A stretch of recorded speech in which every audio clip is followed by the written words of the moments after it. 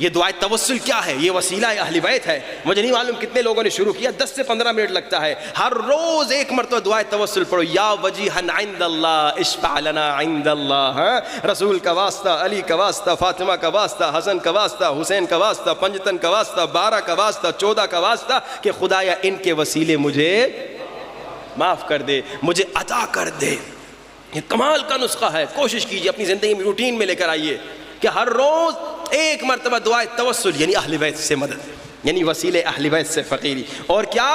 اور 70 مرتبہ سورہ الحمد. یہ کمال ہے. آیت اللہ شاہ آبادی نے کہا جب سے میں نے اس نسخے پہ عمل کیا کبھی میں ڈاکٹر گیا نہیں گیا, کبھی میں بیمار نہیں ہوا. یہ کمال کا نسخہ ہے. 70 مرتبہ الحمد, ایک مرتبہ دعائے توسل. اور سنیے الحمد کا فائدہ کتنا. اکثر ہوتا کیا ہے, ہم لوگوں کے پاس نعمتیں بڑی ہوتی ہیں لیکن اس کی ویلیو کا پتہ نہیں ہوتا. جیسے سمجھیے ایک بچہ ہے, چھوٹا سا بچہ, 2 سال کا بچہ, اس کے ہاتھ میں آئی فون 14 دے دو. یہ لیٹسٹ موبائل آیا آئی فون 14 پرو میکس, لنڈن میں ملتا ہے 1400 پاؤنڈ کا, یعنی 1000 پاؤنڈ جو ہے تقریباً 3.5 لاکھ روپیہ, تو 4-5 لاکھ کا موبائل ہے. سمجھیے بہت مہنگا موبائل ہے. یہ عام انسان رکھ نہیں سکتا, یہ کھرب پتی لوگوں کے شوق ہوتے ہیں. اب کسی بچے کو, 2 سال کے بچے کو آپ آئی فون دے دیں, وہی 5 لاکھ والا, وہ اٹھا کے جگ میں ڈال دے گا, اسے پتہ ہی نہیں یہ چیز کیا ہے. مگر کسی پڑھے لکھے آدمی کو, یونیورسٹی جانے والے بچے کو آپ اگر آئی فون 14 دے دو, اسے پتہ ہے, وہ سب کو بتاتا پھرے گا کہ بھائی میرے کو آئی فون 14 دیا ہے مولانا صاحب نے. ایسے مولانا دے گا نہیں, بتا رہا ہوں ویسے ہی. صلوات پڑھیے بآواز بلند.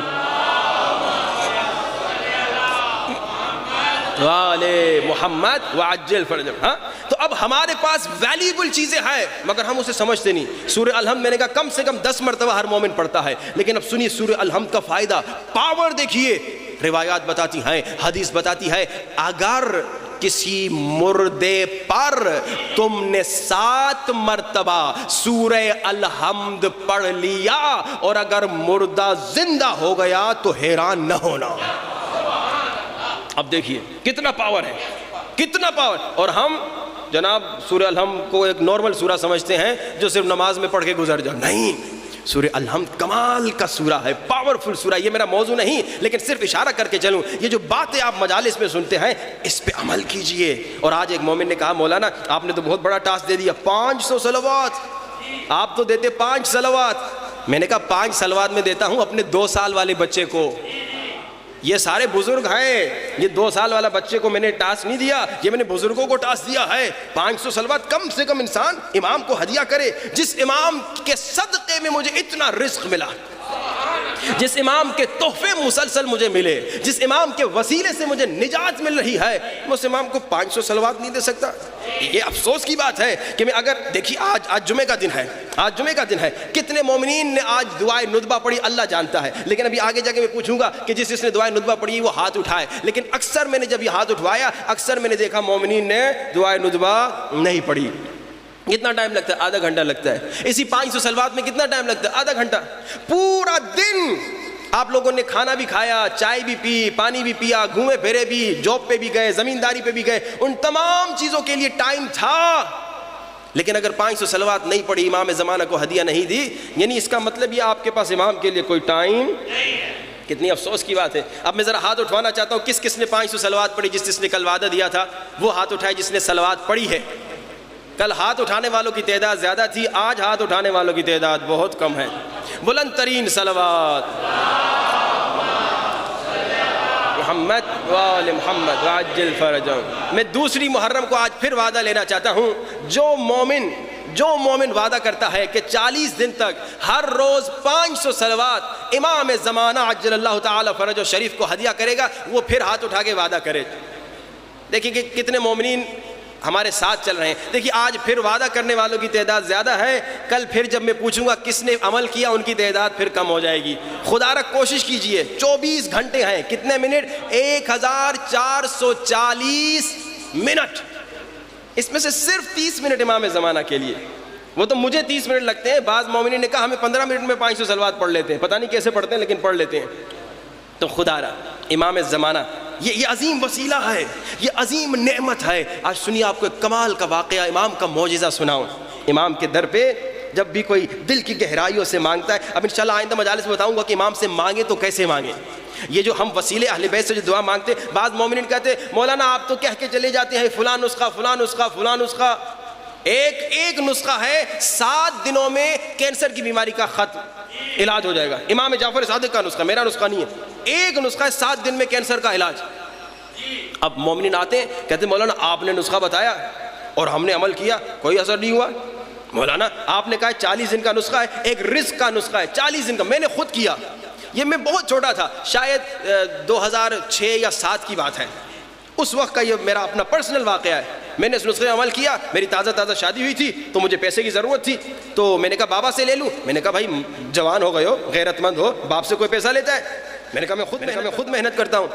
اب کہیں جاب نہیں ملی, کہیں نوکری نہیں ملی, اور میں اس وقت اسٹوڈنٹ تھا یونیورسٹی کا اور حوزے کا, دونوں ساتھ چل رہا تھا. تو میں نے کہا اب میں کیا کروں, تو اس نسخے پہ میں نے عمل کیا. کتنے دن؟ صرف 40 دن.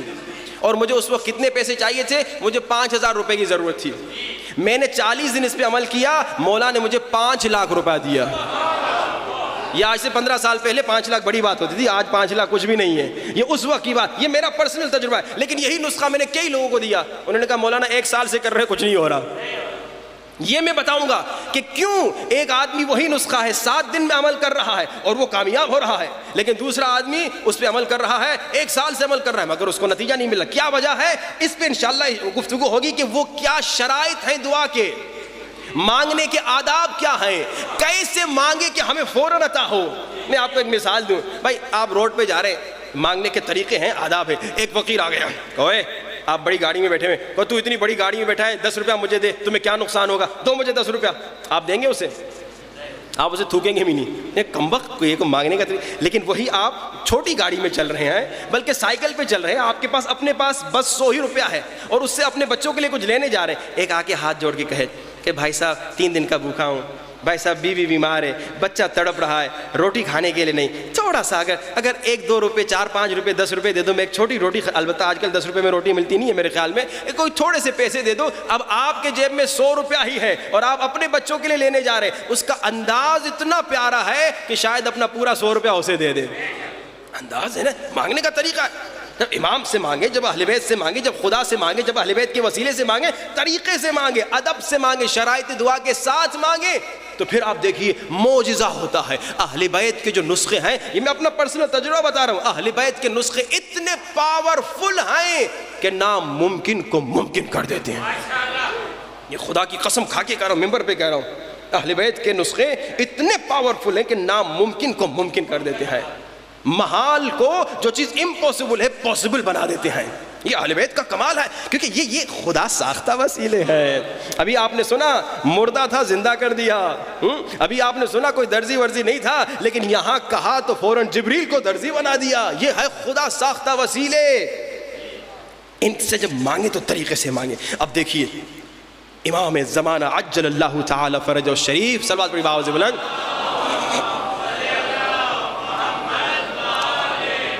وعجل فرجہ, ان سے ایک اہل سنت کے بچے نے مدد مانگی. کس نے؟ سنی بچے نے. اس کا نام سعید ہے, 5ویں کلاس کا بچہ ہے, ایران کا زاہدان کا رہنے والا ہے.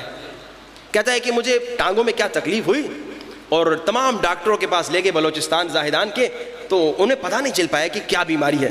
ماں باپ اسے تہران لے گئے, تہران کیپٹل ہے, بڑے ادھر ڈاکٹر ہوتے ہیں, بڑا شہر ہے.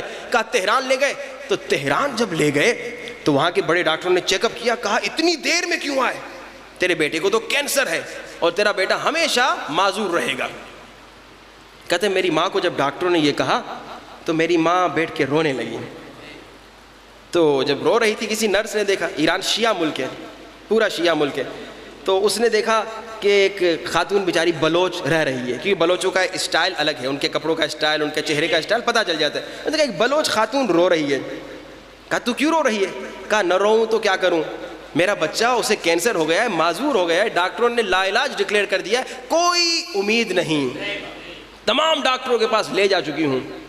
تو اس مومنہ نرس نے کہا پکی بات ہے سارے ڈاکٹروں کے پاس جا چکی ہو؟ کہاں, سب جتنے بلوچستان کے ڈاکٹر تھے, جتنے تہران کے, سب کے پاس گئی. کہا ایک ڈاکٹر میں انٹروڈیوس کرتی ہوں, اس کا کام ہی یہی ہے کہ لا علاجوں کا علاج کرتا ہے. اس کا کام یہی ہے کہ لا علاجوں کا. اچھا یہ کون ہے؟ سنی. بچہ بھی سنی، ماں بھی سنی، خاندان بھی سنی. کہا وہ کون ڈاکٹر ہے، نام بتاؤ، کہاں پر ہے، میں چلی جاؤں گی اس سے. کہا تو ابھی تہران میں، تہران سے 1.5 گھنٹے کے راستے پہ ایک شہر ہے قم، اور وہاں پہ ایک مسجد ہے، مسجد جمکران، ادھر چلی جا اور وہاں جا کے امام زمانہ سے فقیری کر. ان کا کام یہی ہے، جو پوری دنیا سے نا امید ہوتے ہیں ان کے در پہ آتے ہیں، وہ انہیں نا امید نہیں چھوڑتے، وہ بے سہاروں کا سہارا ہیں، ان کے در پہ چلے جاؤ. کہتی ہے ٹھیک ہے. بچے کو اٹھایا اور چلی گئی قم جمکران. مسجد جمکران میں آئی، کہتی ہے جیسے میں اندر آئی تو میں نے کہا اے مہدی میں تو آپ کو زیادہ نہیں جانتی، اتنا پتہ ہے کہ آپ شیعوں کے امام ہیں، اور مجھے اتنا بتایا گیا ہے کہ آپ نا امیدوں کی امید ہیں، آپ بے سہارا کے سہارا ہیں. میں امیدیں لے کر آئی ہوں، مجھے خالی نہ لوٹائیے گا. کہتی ہے کہ وہاں پہ میں نے پوچھا کیا اعمال ہے، تو انہوں نے مجھے کہا کہ نماز امام زمانہ پڑھو. یہ آج کا نسخہ، ہر روز ہم آپ کو ایک نسخہ دے رہے ہیں. کل کا نسخہ کیا تھا؟ کل کا نسخہ 70 مرتبہ الحمد اور 1 مرتبہ دعائے توسل اور 500 صلوات. آج کا نسخہ نماز امام زمانہ. جب بھی کوئی مشکل ہو، جب بھی کوئی تکلیف ہو، بلکہ روٹین بنا دے، 1 مرتبہ دن میں نماز امام زمانہ پڑھیں، کیسے فجر کی نماز کی طرح ہے. لیکن جب آپ ایاک نعبد و ایاک نستعین پہ پہنچتے ہیں، اسے 100 مرتبہ پڑھنا ہے. بسم اللہ الرحمن الرحیم، الحمدللہ رب العالمین، الرحمن الرحیم، مالک یوم الدین، ایاک نعبد و ایاک نستعین، ایاک نعبد و ایاک نستعین، ایاک نعبد، اس کو 100 مرتبہ پڑھنا ہے. پھر رکوع میں جائیں، رکوع کا ذکر 7 مرتبہ، سجدے میں جائیں، سجدے کا ذکر 7 مرتبہ، سبحان ربی العظیم و بحمدہ 7 مرتبہ، سبحان ربی الاعلی و بحمدہ 7 مرتبہ. پھر دوسری رکعت بھی اسی طرح، اور نماز کے بعد سجدے میں جا کے 100 مرتبہ صلوات، اللہم صلی علی محمد وآل محمد وعجل فرجهم. کہتے میں نے نماز پڑھی اور میرا بچہ بھی اب رو رو کے دعائیں کر رہا ہے. کہہ رہے کہ اے مہدی آپ کی معرفت نہیں ہے، لیکن اب بتایا گیا کہ آپ خالی نہیں لوٹائیں گے. کہتا بچہ دعائیں کرتے کرتے روتے روتے سو گیا. کہتا خواب میں اس نے ایک نور دیکھا، اور نور دیکھا، نور نے کہا بیٹا اٹھ جا، بیٹا اٹھ جا. کہتا ہے میں چل نہیں سکتا، عصا کے بغیر چل نہیں. اب یہ خواب دیکھ رہا ہے بچہ، کیونکہ اچانک سے جب یہ دعائیں کر رہے تھے اس نے دیکھا بیٹا دعا کرتے کرتے روتے روتے سو گیا، اچانک اٹھ کے چلنے لگا. جب اٹھ کے چلنے لگا تو یہ بھی حیران ہو گئی، رشتہ دار بھی حیران ہو گئے. کہا کیا ہوا؟ اب یہ بچہ بتاتا ہے میں نے خواب دیکھا، ایک نورانی ہستی آئی، اس نے کہا اٹھو. میں نے کہا اٹھ نہیں سکتا، لکڑیاں نہیں ہیں، یہ جو کیا نام ہے معذوروں کے لیے لکڑیاں ہوتی ہیں، وہ میں اٹھاؤں تلاش کروں تو چل سکوں. کہا ہم کہہ رہے ہیں اٹھو تو چل سکتا ہے، ہم کہہ رہے اٹھو تو چل سکتا ہے. کہا میں خواب میں اٹھا، اور خواب میں اٹھا اور وہ اٹھ گیا اور اب چلنے لگا. اب وہ چل رہا ہے، اسے شفا مل گئی. اور خادم آیا جمکران کا، اس نے کہا تمہیں امام زمانہ نے شفا دی، اب تو شیعہ ہو جاؤ. تمہیں امام زمانہ نے شفا دی، اب تو شیعہ ہو جاؤ. اس مومنہ سے کہا، یعنی اس خاتون کو کہا جو بعد میں مومنہ ہو گئی تھی، اس سنی خاتون کو کہا. اس سنی خاتون نے کہا دیکھو امام زمانہ صرف تم شیعوں کے امام نہیں، پوری کائنات کے امام ہیں، اور ضروری نہیں کہ انہوں نے مجھے شفا دی تو میں شیعہ ہو جاؤں. یہ کہہ کے جاتی ہے. خادم نے کہا بعد میں نے فالو اپ کیا، صرف وہ خاتون شیعہ نہیں ہوئی، اس کا بچہ بھی شیعہ ہو گیا، اس کا شوہر بھی شیعہ ہو گیا، ان کے خاندان کے 70 لوگ شیعہ ہو گئے. امام ہمیں نجات.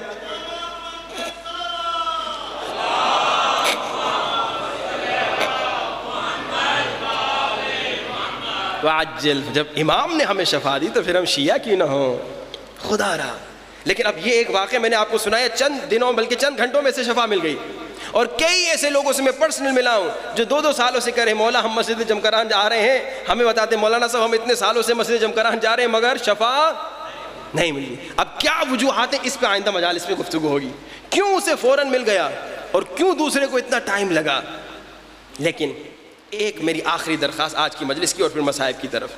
دیکھیے مولا امام زمانہ عجل اللہ تعالی فرجہ شریف کے ساتھ کوشش کیجیے کنیکٹڈ رہیں، امام کے ساتھ کنیکٹ. جیسے میں نے کل آپ کو کہا کہ جب آپ تحفہ کسی وزیر منسٹر کو دیتے ہیں کتنا خوش ہوتے ہیں کہ بھائی میں نے فلاں منسٹر کو تحفہ دیا. امام زمانہ کو تحفہ دے رہے ہیں. 500 صلوات یہ ایک بہانہ ہے. یہ 40 دن پڑھنا اس میں فلسفہ ہے، اس میں پیچھے ایک ہسٹری ہے. لیکن 500 پڑھنا یہ صرف میں نے اپنی طرف سے ایسا ایک عدد آپ کو بتایا ہے جو نہ بہت کم ہے نہ بہت زیادہ ہے. ورنہ اگر آپ بڑی مشکلات کے لیے پڑھیں تو 5000 صلوات کا نسخہ ہے، 14000 صلوات کا، 1,40,000 صلوات کا.